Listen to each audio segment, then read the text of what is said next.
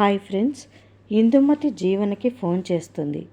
ఏంటి పెద్దమ్మ ఫోన్ చేసావు అని అడుగుతుంది జీవన.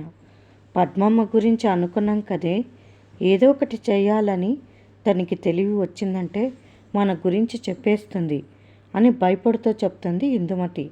కానీ గతం గుర్తు రాలేదు కదా అని జీవన అంటే, గుర్తు వచ్చేలా ఉంది, సింహాద్రి అని పేరు చెప్పింది అని చెప్తుంది ఇందుమతి. అవునా అని ఆశ్చర్యపోతుంది జీవన. అవునే, అది గనక మన పేర్లు చెప్పింది అంటే మన పని అయిపోయినట్టే అంటుంది ఇందుమతి.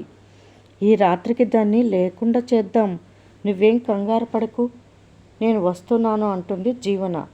ఇంకా జీవన ఇందుమతి దగ్గరికి వస్తుంది. ఇద్దరూ కలిసి నిద్రపోతున్న పద్మమ్మ దగ్గరికి వస్తారు. సింహాద్రి పద్మమ్మ మంచం పక్కనే పడుకొని ఉంటాడు. గాఢ నిద్రలో ఉంటాడు.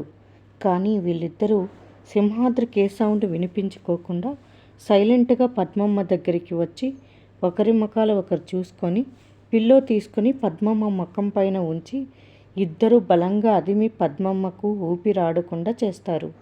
ఇంకా ఉదయం కాగానే సీను ఆనందికి ఫోన్ చేస్తాడు. చెప్పు సీను అంటుంది ఆనంది. ఆ వైపు చెప్పిన మాటలు విని ఒక్కసారిగా షాక్ అవుతుంది ఆనంది. అత్త ఉలుకు పలుకు లేకుండా పడుకొని ఉంది అని చెప్తాడు. ఆనంది వెంటనే పద్మమ్మ దగ్గరికి వెళ్తుంది. డాక్టర్ని పిలిపిస్తారు. డాక్టర్ వచ్చి పద్మమ్మ చెయ్యి పట్టుకొని పరీక్షిస్తుంది. అందరూ చాలా కంగారు పడిపోతూ ఉంటారు. ఇందుమతి జీవన కూడా అక్కడే ఉంటారు. డాక్టర్ పద్మమ్మ చేతిని పట్టుకొని పరీక్షించి ఆనందికి ఇలా చెప్తుంది. సారీ అమ్మ, మీ అమ్మగారు చనిపోయారని చెప్తుంది. ఆనంది షాక్ అయి కన్నీళ్లతో అలా ఉండిపోతుంది. ఇది విని అక్కడున్న అందరూ ఒక్కసారిగా షాక్ అవుతారు. మొత్తానికి ఇందుమతి జీవన పద్మమ్మని చంపేశారు.